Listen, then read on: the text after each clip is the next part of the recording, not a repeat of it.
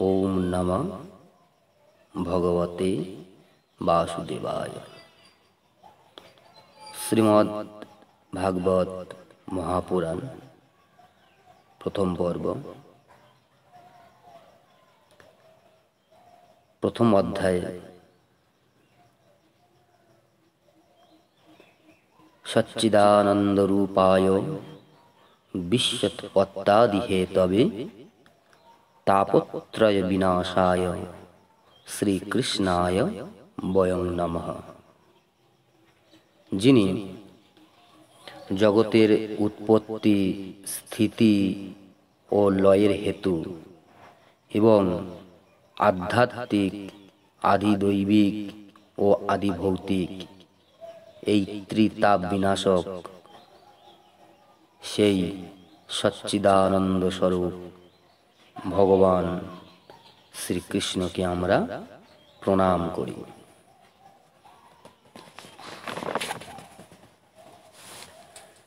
দেখুন, ভাগবতকে জানতে হলে সর্বপ্রথম জানতে হবে ভাগবত কি।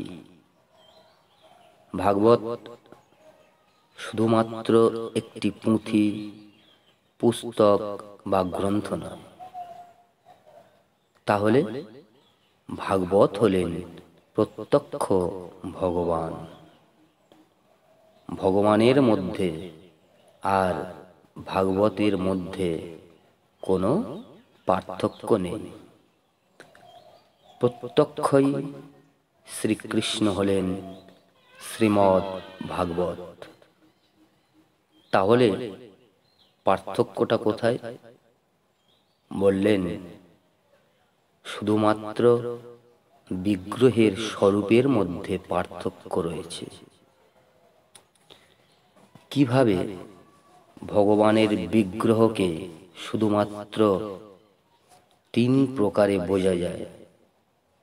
কি কি না, এক হলো বাগময়, আরো এক হলো মৃন্ময়, আরো এক হলো চিন্ময়।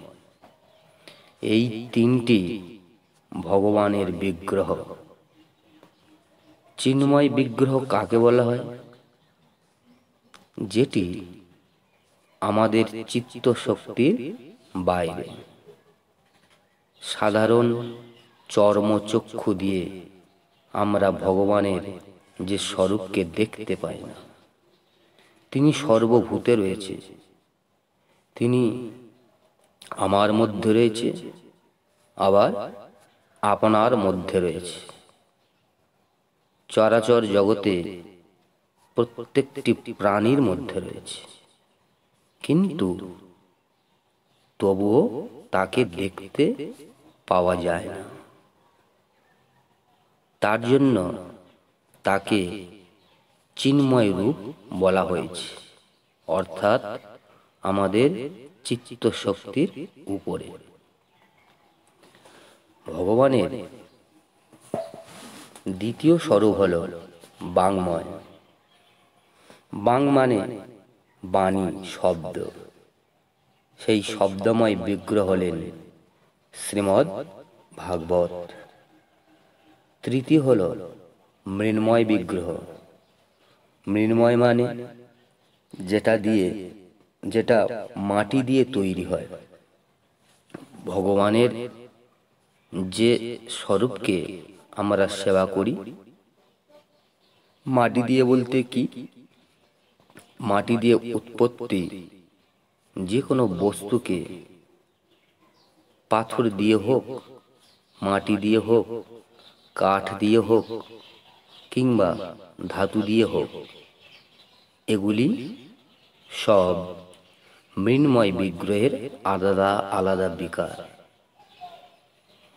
তা ভাগবত হল ভগবানের বাংময় বিগ্রহ, শব্দময় বিগ্রহ। কি করে হলেন? যখন ভগবান ভক্তদের কার্য সমাপন করে আপনি নিজ পরম ধামে যাচ্ছেন, তখন প্রভাস ক্ষেত্রে উদ্ভব ছুটে এসে বললেন, হে গোবিন্দ, আমার মনে একটা মহতী চিন্তার উদয় হয়েছে। অতি শীঘ্রই কলিকাল আসছে, তাই সংসারে অনেক দুষ্ট লোকের প্রাদুর্ভাব হবে। তাদের সংসর্গে অনেক সৎ ব্যক্তিও উগ্র স্বভাবের হয়ে যাবে। আপনার বিয়োগে এই ভক্তজন পৃথিবীতে কি করে বাস করবে? নির্গুণ উপাসনা তো বড়ই কষ্টকর ব্যাপার। সুতরাং অন্য কিছু চিন্তা করুন। ভগবান তখন তার সমস্ত শক্তি ভাগবতের মধ্যে রেখে দিলেন।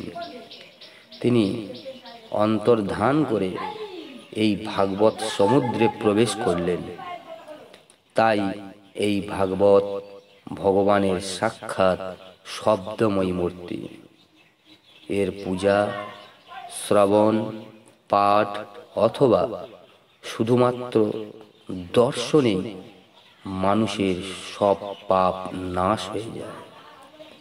এই জন্য এই ভাগবতের সপ্তাহ শ্রবণ সর্বশ্রেষ্ঠ রূপে গণ্য করা হয়।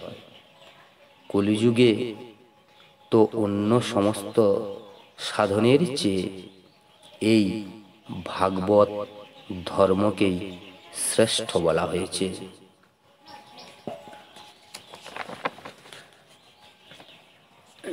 এই ভাগবতের রচনা হলো কিভাবে, সেই সম্বন্ধে কিছু কথা বলছি। মহামুনি বশিষ্ঠের পুত্র হলেন শক্তি। শক্তি যখন কলমাসপাদের হাতে মৃত্যুবরণ করলেন, তখন তার একমাত্র পুত্র পরাশর মাতৃগর্ভে। মাতা ও পিতামহ বশিষ্ঠ দেবের রক্ষণাবেক্ষণে পরাশর মহাপণ্ডিত হয়ে উঠলেন। ধীবর দাস রাজের পালিত কন্যা সত্যবতীর গর্ভে কুমারীকালেই পরাশরের ঔরসে যমুনার মধ্যবর্তী এক দ্বীপে এক পুত্রের জন্ম হয়। পুত্রের গায়ের রং কৃষ্ণবর্ণ, তাই নাম হলো কৃষ্ণ। দ্বীপে জন্মগ্রহণ করেছিলেন বলে অপর নাম দ্বৈপায়ন। আরও পরবর্তীকালে বেদকে বিভাগ করেছিলেন বলে তার নাম হলো মহামুনি কৃষ্ণ দ্বৈপায়ন বেদব্যাস। বেদ বিভাগী বেদব্যাসের একমাত্র কাজ নয়, তিনি তার সমস্ত বিদ্যা লোক হিতার্থে নিয়োজিত করেছিলেন। তিনি অষ্টাদশ পর্ব সমন্বিত সুবৃহৎ মহাভারত মহাকাব্য রচনা করলেন। এছাড়াও বেদব্যাস 18খানা পুরাণ রচনা করলেন। এছাড়া শ্রীমদ্ ভাগবত গীতার রচয়িতা হলেন কৃষ্ণ দ্বৈপায়ন বেদব্যাস। মানব জাতির কল্যাণ কামনায় ব্যাসদেব এত কিছু রচনা করেও মনে তৃপ্তি পেলেন না। কোথায় কি যেন একটা ফাঁকা রয়ে গেছে। এই অতৃপ্তি নিয়েই তার দিন কাটছে। একদিন ব্যাসদেব স্নানাদি সমাপন করে আশ্রমে বসে আছেন। এমন সময় মহর্ষি নারদ এসে উপস্থিত হলেন। তিনি বেদব্যাসের এই অতৃপ্তির কথা শুনে ব্যাসদেবকে হরিলীলা রচনা করার উপদেশ দিয়ে প্রস্থান করলেন।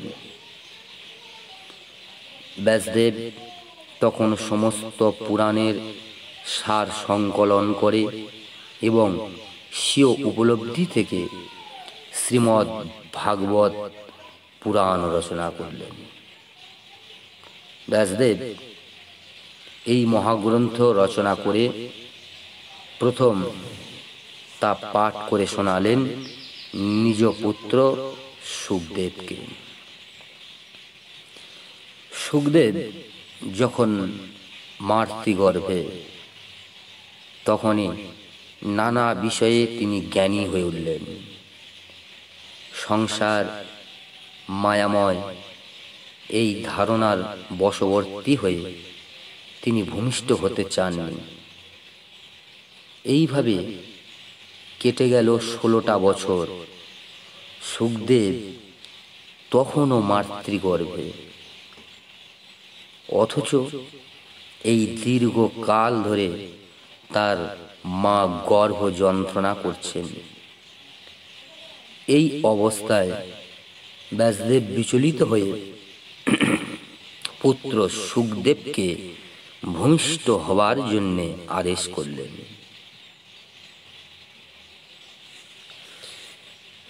এই অবস্থায় তিনি পিতার নিকট বর চাইলেন যে তিনি ভূমিষ্ঠ হলেও কোনো দিন পৃথিবীর মায়ায় আবিষ্ট হবেন না।